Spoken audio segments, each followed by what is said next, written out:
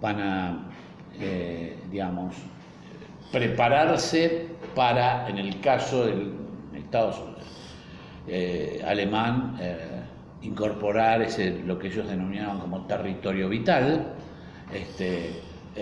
o el nacionalismo italiano, que va a expandirse, ¿no? Los nuestros, los nacionalismos latinoamericanos, se van a constituir para parar, para ponerle límites a esas expansiones. ¿Me entienden? Entonces, la formulación teórica de van der Goltz es aplicable no solamente, digamos, a los ejércitos que se van a constituir en ejércitos coloniales o imperiales, sino que también son aplicables a los ejércitos que se van a constituir para defenderse. Ya a principios de la década empiezan a llegar, digamos, a partir de una delegación que encabeza el mismo van der Goltz, que va a ser el teórico, de alguna manera, que va a producir este cambio, digamos, en la doctrina militar. Perón y otros compañeros suyos van a recibir la instrucción, en parte, ¿no?, dentro de toda su instrucción militar, de estos instructores alemanes, que son anteriores inclusive a la Segunda Guerra Mundial, o sea que nada tienen que ver, ¿viste?, con esta cosa del nazismo, ¿no? Entonces es anterior, y que tiene que ver con un paradigma que después van a utilizar todos los ejércitos, con lo cual no es que se recibió algo o una doctrina militar que fue absolutamente adoptada por la Argentina y no por otros países, sino que la guerra de los pueblos, o sea, la Segunda Guerra Mundial es guerra. Los campos de batalla van a ser los mismos pueblos, y no vean Hiroshima o los bombardeos sobre Londres o los campos de batalla de Francia dentro de las ciudades o dentro de Varsovia. O sea, eso que pronosticó van der Goltz, con lo cual, para poder lograr que digamos, obtener una defensa integral, se hablaba de una defensa integral, ya la defensa no era solamente el equipamiento del ejército, sino la puesta en función, en todo caso, de la defensa de un país, de todas las fuerzas necesarias para que ello suceda. La fuerza del trabajo, la fuerza de la industria, etc. Con lo cual, ya no es crear una fabriquita de armas y tener un equipo profesional, sino industrializar el país. Por eso, de esa escuela salen Mosconi, Savio, Sarobe, Descalzo, Cernadas, todos los militares que de alguna manera van a protagonizar, si queremos, la revolución industrial en el país, junto con el movimiento obrero. O sea, ahí hay un elemento vital para entender, hay un cambio, un paradigma absoluto en el proceso de formación de ejército. Ustedes me dirán, ¿estos instructores alemanes fueron a todos los países latinoamericanos? No. Vinieron acá a la Argentina porque ya había una relación de la época de Roca en adelante con, digamos, las Fuerzas Armadas alemanas, ¿no?, que inclusive implicaba también la compra, digamos, de elementos de guerra ya en tiempos de Roca. O sea, hay una relación importante. Entonces, ese es un elemento. Si yo tengo que constituir la defensa de un pueblo, si la defensa es la defensa constituida por el pueblo, ese pueblo tiene que estar básicamente organizado. Es decir, porque hay un principio para cualquier militar que dirige cualquier ejército, que es la organización.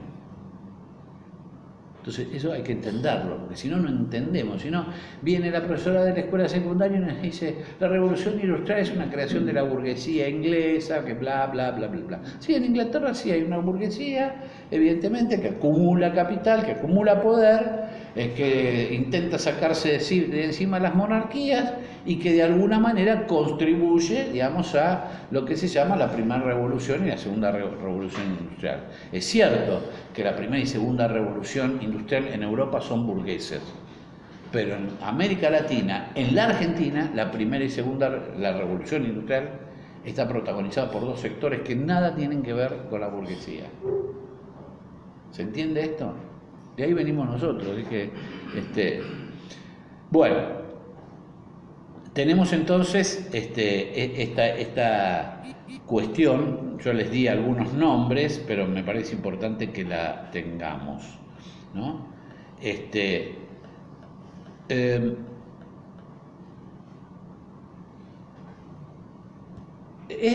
idea de organizaciones libres del pueblo también tiene que ver con una anticipación fuerte de Perón de tipo filosófica, que posiblemente venga de su relación con un filósofo que se llamaba Carlos Astrada, ¿no?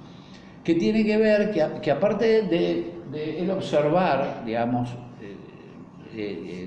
las constituciones de las sociedades como sistemas de relaciones de fuerzas, no son las únicas, pero estas son las dos fuerzas esenciales. También las sociedades se evolucionarán o no, porque él es historicista, y como ustedes saben, la diferencia entre los historicistas y los positivistas, es decir, nosotros fuimos formados en la idea del progreso, ¿no? ¿Qué significa el progreso? La idea del progreso indefinido, ¿no? Tiene un principio y un fin indeterminado, por eso es indefinido. El ser humano progresa. ¿Con qué? Con la técnica, ¿no? Bueno, ¿a partir de qué herramienta? La razón, ¿no? La razón técnica, el ser humano progresa. Y el progreso es indefinido.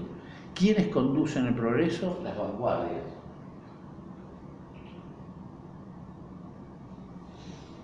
Tanto para el progresismo de orden liberal como para el progresismo de orden democrático, no sé cómo lo llaman, para los progres. Entonces, ahora, Perón va a encontrarse en una gran dicotomía, porque mientras va a tener dentro de la escuela hombres como Levene o Viedma, inscritos en la tradición liberal clásica, que de alguna manera prevé esta idea del positivismo de la historia como un camino ascendente, ¿no? Va a convivir con otros como Cobos Daract, que van a pertenecer a lo que se llama la nueva escuela histórica, que es una escuela que empieza a tener influencias del historicismo. Y el historicismo, para el historicismo, el desarrollo de la historia no es así, sino, creo que lo dibujamos el otro día, es así, con lo que se llama el corsi a ricorsi. O sea que para los historicistas, un pueblo, puede, no solamente no puede no seguir evolucionando indeterminadamente, sino puede decaer, involucionar, ¿no? Entonces, la historia,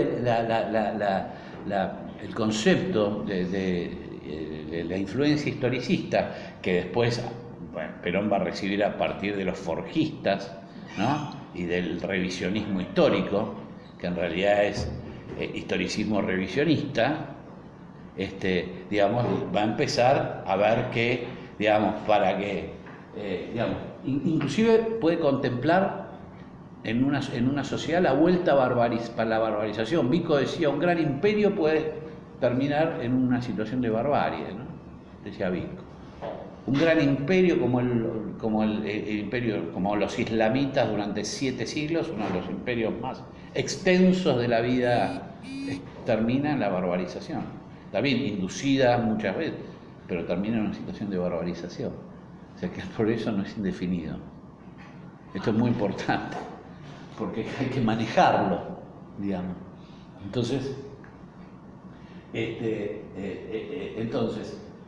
ese sentido, hay un proceso de evolución, los pueblos van evolucionando, y ¿qué significa la revolución para Perón? Incorporarse, a ciertas tendencias que permiten mayores niveles de inclusión e integración. Es muy interesante esto. O sea, él dice, por ejemplo, que el ser humano empezó a organizarse, si uno se basta la prehistoria, que eran un hombre y una mujer que iban teniendo una pequeña familia, después de la familia va el clan, después del clan iremos a la ciudad, después de la ciudad al Estado, ¿no? Después del Estado a la Confederación de Estados. Es decir, él observaba que el ser en tanto social o la historia estaba, digamos, podría estar o ser descripta como una forma de organizaciones de las más simples hacia las más complejas. Él lo veía así, de esta forma, ¿no? De la simplicidad a la complejidad. Y dentro de esa teoría es donde planea el ABC. Ahora, cuando él planea el ABC, ¿saben lo que es el ABC? Argentina, Brasil y Chile. Es la primera instancia de organización que hay en Sudamérica.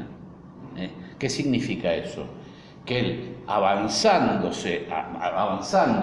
a la complejidad, lo que hace es empezar a establecer alianzas con países para anticiparse o incorporarse a ¿qué? A la evolución, pero eso lo tiene que hacer a través de una revolución.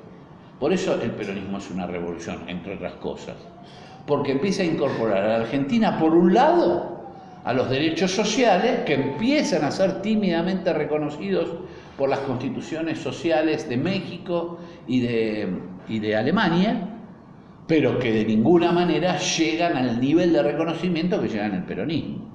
O sea, el peronismo es la etapa de la humanidad, digamos, el país dentro de todo el contexto de la humanidad donde los trabajadores o los sectores más postergados obtienen mayor cantidad de derechos en menor cantidad de tiempo. Por eso es una revolución, más claro que echarle agua. Pero no solamente una revolución en cuanto a la distribución del ingreso, al reconocimiento de derechos. Lean la Constitución del 49 y compárenla con la actual nuestra y van a ver que está 100 años adelantada, ¿no? Y sin embargo no pudimos restaurarla, no pudimos, a pesar de que hubo algún intento. Pero no solamente es eso, es el tema de constituir una fuerza. Estamos hablando de fuerza, Fernando decía, bueno, si nos unimos nosotros, nos encontrarán dominados. Fuerza. Para eso nos tenemos que aliar con nuestros socios naturales, son los países latinoamericanos, o los sudamericanos, o nuestroamericanos. Y entonces, ¿qué hacemos? Bueno, nos juntamos. Y entonces se intenta costosamente el ABC, pero algo muy interesante. ¿Cuál era la columna vertebral del movimiento? Para Perón. Fuerte. Los trabajadores organizados. Entonces, ¿qué hace? En forma paralela al ABC, ¿qué crea? El Atlas. Es decir, una tentativa de organización de la fuerza de trabajo para garantizar la unión, esa unión entre estados debía tener un garante, y para él eran los trabajadores. O sea, que esa idea de evolución, revolución de lo más simple a lo más complejo, en esa etapa de la historia argentina, Perón la entiende como una alianza, como una complejización, digamos, de nuestra América, garantizada por los movimientos obreros. Es decir, comprometer a los movimientos obreros en lo que se llama el proceso de integración. Brillante, increíble, nadie lo pensó, en ningún lugar del mundo, no está, olvídense, no busquen porque no está en Perón nada más. No sé, más allá de que muchas veces mucha gente los desprecia, nos tengamos que encontrar con gente que dice, ay, este Perón, vos que sos peronista, como si fuera, viste, un milico bruto que no sabía ni leer ni escribir. Era un tipo que se anticipó, digamos, ya les expliqué,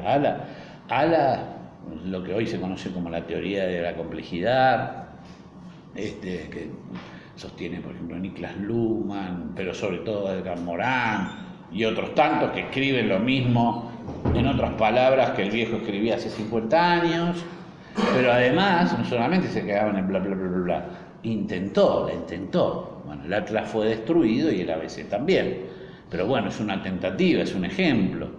Y la marca del ABC, bueno, después se recuperará con la constitución del Mercosur o del UNASUR.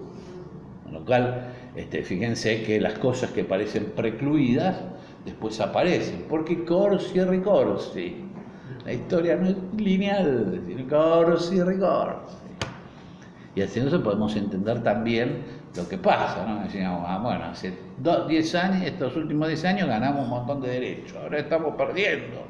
Y parece que, ¿no?, esto fuera como terminal, entonces todos nos queremos cortar las venas, ¿viste?, con una gilet tecmática ajustable, pero en definitiva no es tan así, digamos, hay procesos de avances y retrocesos, y esa es una mejor forma de ver la historia, aparte de una forma más real, porque esto es una forma de decirte, este es mi progreso, pero no el progreso de todos, ¿no? Por eso es tan difícil para mucha gente comprender, por ejemplo, ideas como cierta restauración de ciertas costumbres indoamericanas o nativas en nuestro país, sobre todo en los países andinos, que parece que resurgen, más allá de la discusión sobre la nacionalidad o plurinacionalidad, que han resurgido y que cada vez cobran más fuerza,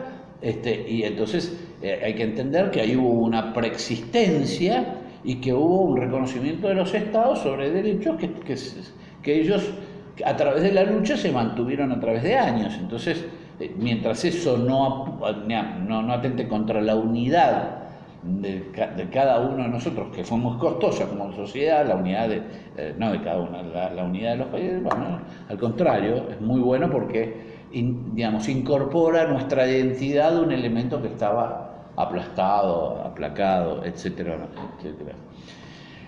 Volvemos entonces a las organizaciones del pueblo, libres del pueblo. Él, dentro de las organizaciones del pueblo, claramente elige y toma, digamos, obviamente para él son todas importantes, pero hay un tema, tiene que tomar una decisión, y la decisión es que la más importante es básicamente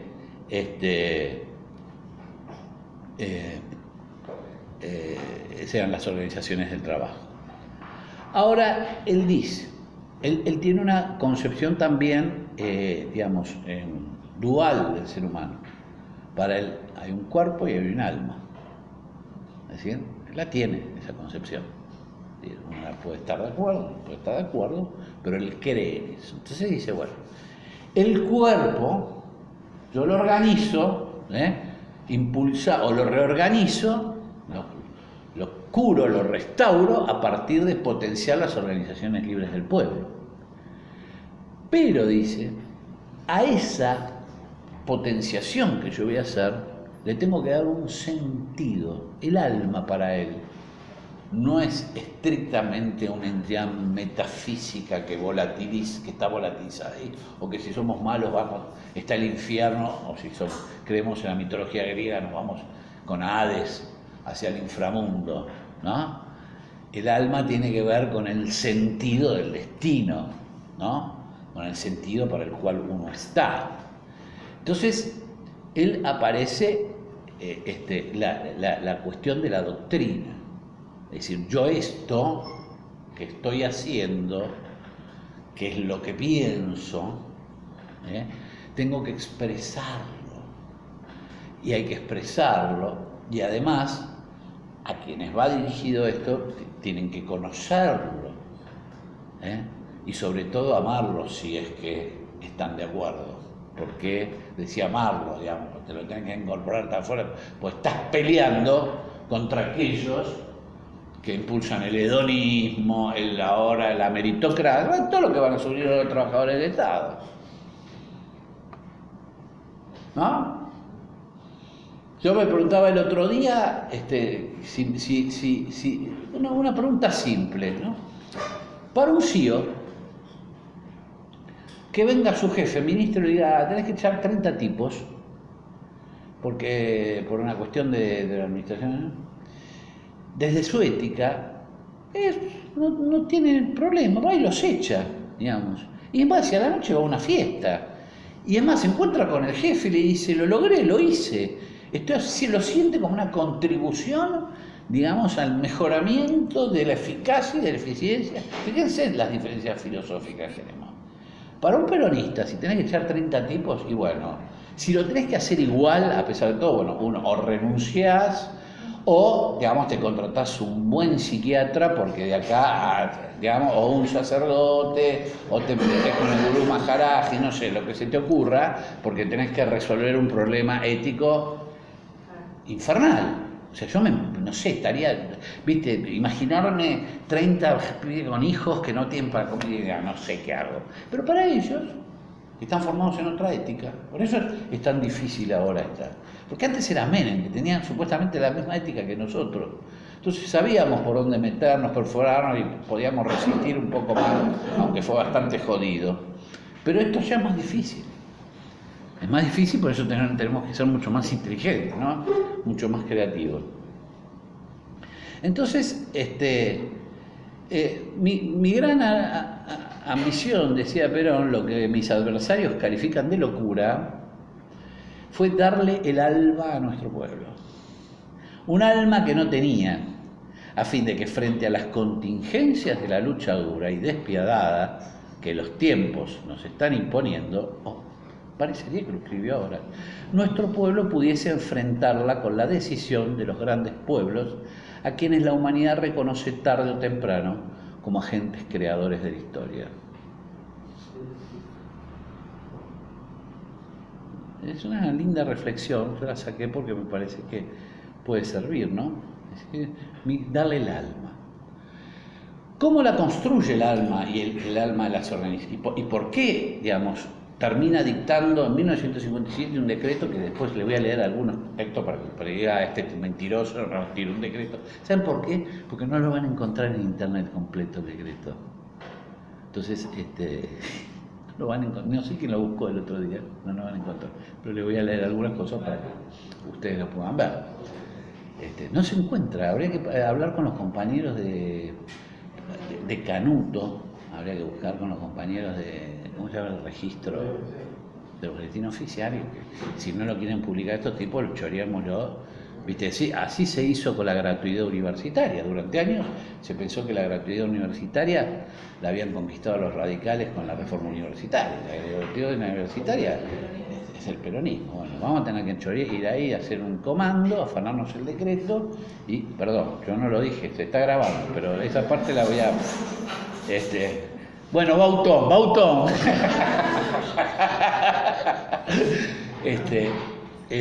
Entonces el alma. ¿Cómo construye el alma? Bueno, es una cuatrilogía, ¿no? Hay una filosofía que está básicamente, ¿no?, en esto, que tiene otras cosas, ¿no? Porque dentro de esto entra el humanismo, entra un montón de cosas, pero si no, no puedo terminar. Pero, digamos, está la filosofía, la teoría.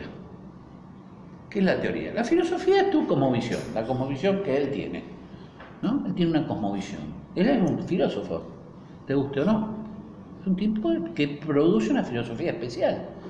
No sé, salvo tráiganme, después de lo que les conté, algún filósofo que se pueda haber parecido, y en todo caso, por ahí no lo podemos calificar como un filósofo original, sino como un filósofo que repite la filosofía. Pero él tiene una filosofía. Después, ¿qué es la teoría? La teoría es, a partir de esa visión filosófica, ¿no?, el contacto con la realidad. Porque él no cree en las ideologías. Las ideologías él las ve como un paquete que te venden, que te dicen, este es el mundo funciona, todo el mundo funciona igual, ¿no? Él no cree en eso, ¿no? Él cree en una filosofía, y la teoría en realidad se construye a partir de la percepción que vos tenés de la realidad. Es decir, vos construís a partir de una determinada filosofía, que no es un conjunto de prejuicios, sino una forma de ver el mundo, digamos, una lectura de la realidad. Esa teoría, ¿no? La doctrina son los problemas, o grandes enunciados o problemas que surgen de esa lectura que vos haces de la realidad. que es la teoría, por eso están imbricadas las tres. Y la realización, digamos, tiene que ver con las propuestas que vos haces concretas en acción para resolver los problemas que la realidad te trae y que son elaborados por la teoría. Es como un producto también complejo de retroalimentación. El alma, ¿por qué el alma es la doctrina, ¿no? Y la teoría, digo la filosofía? Porque las personas pueden tener distintas filosofías. Entonces, crear una filosofía de Estado sería matar a una sociedad. Es decir, él cree en la libertad humana. Entonces, no puede decir, esta es la filosofía y el que no cree en esto se va. O son un Estado cristiano, un Estado de esto. No. La teoría, las formas de percibir la realidad pueden ser diferentes. Pero la doctrina es la única que debe ser producida, que se produce a partir de una construcción colectiva. Es decir, de la suma de las percepciones, del enunciado de los problemas que muchos argentinos ven como problemas del país. Entonces se enuncian los problemas y se enuncian las grandes líneas de acción. Es un proceso colectivo, él cree en el proceso de construcción doctrinario. Por eso hablaba de actualización doctrinaria, porque la actualización ya no dependía de él, que se iba a morir, y con él su filosofía propia, individual. Entonces la doctrina quedaba. ¿Entienden? Y es obligación nuestra actualizar esa doctrina, porque pueden existir los mismos problemas u otros. Y ese es el alma. Ese es el alma, el sentido. Porque luchar, inclusive para un sindicato, luchar sin sentido, luchar sin una idea de trascendencia, muchachos, no va. O sea, yo estoy convencido que estoy luchando por algo que me trasciende, inclusive en mi vida. Dimensión de trascendencia que Perón tiene claramente, porque es cristiano, ¿no? Con sus peleas con la iglesia, pero es un tipo cristiano y cree en la trascendencia. ¿Van entendiendo? Yo estoy tratando de... pero me parece que se va a entender... Yo les pregunto y háganme preguntas, ¿no? Porque está bueno que vayamos avanzando también con algunos interrogantes, ¿no? Yo marqué algunas cosas que espero que sigan marcadas. Bueno, ¿cuáles son? A ver si está acá.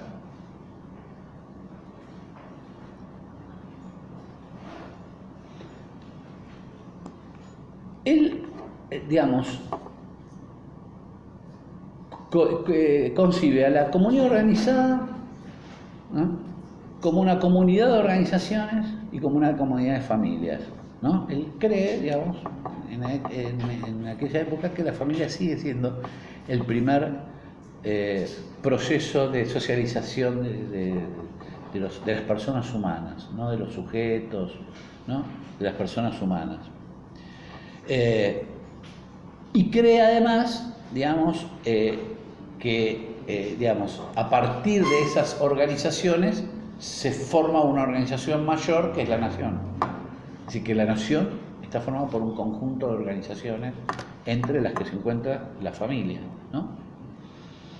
Y cree que para que esa, digamos, digamos, como forma de institucionalización de esa sociedad digamos, compuesta a través de organizaciones, tiene la idea o concepto de la democracia social. Es social en la medida que, como dijo una vez Perón, la verdadera democracia es donde el gobierno hace lo que el pueblo quiere y defiende un solo interés, el del pueblo. Es decir, la democracia no es lo que estrictamente lo que los, digamos, sujetos mediadores deciden que es, ¿no? Él dice, digamos, la legitimidad está dada en un dirigente cuando ese dirigente hace lo que el pueblo desea o cumple los deseos de su pueblo. Ahí te plantea la cuestión de la mediación y qué es un dirigente. Y ahí nos podríamos meter en tantos pelotes, entre ellos que no existe ningún proceso revolucionario si los conductores no tienen una moral suficiente, ¿no? Que no es una moralina, ¿no? Pero que, ¿por qué lo decía él? Porque básicamente, ¿qué entendía por moral suficiente? No es una moralina porque vos entendés que en el complejo de estas fuerzas que vos tenés que manejar hay de todo, entonces si vos te transformás en un moralista, te matan. Ahora, tampoco podés ser parte de las fuerzas que participan de lo no moral, porque si no, perdés la posibilidad de ponerte por arriba, como diría Marechal. Arriba, para salir de todo el laberinto hay que ponerse por arriba.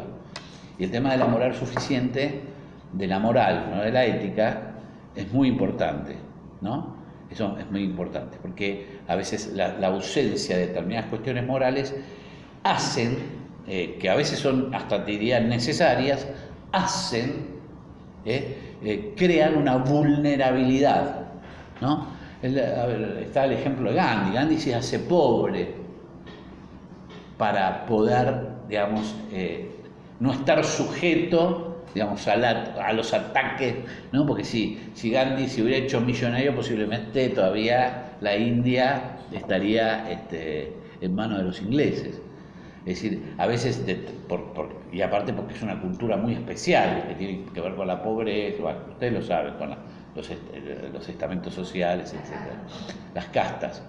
Entonces, cuestiones que tenían que ver mucho, que es muy interesante para leer en conducción política, etc., por eso está bueno leer la conducción política, que tiene mucho que ver con eso.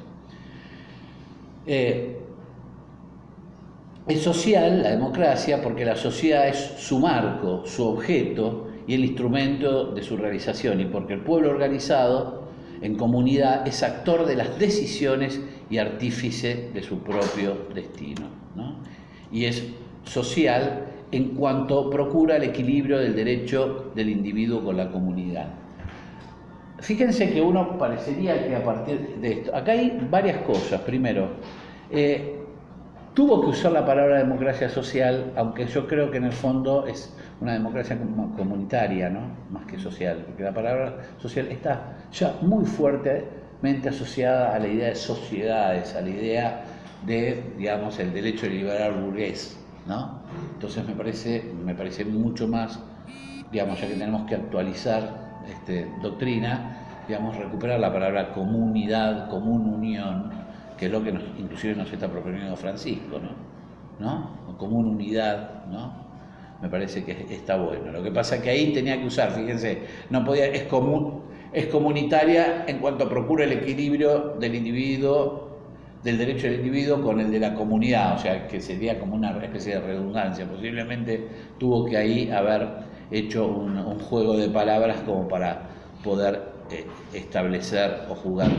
Ahora, es muy interesante esta cuestión de la democracia social, porque es la que nos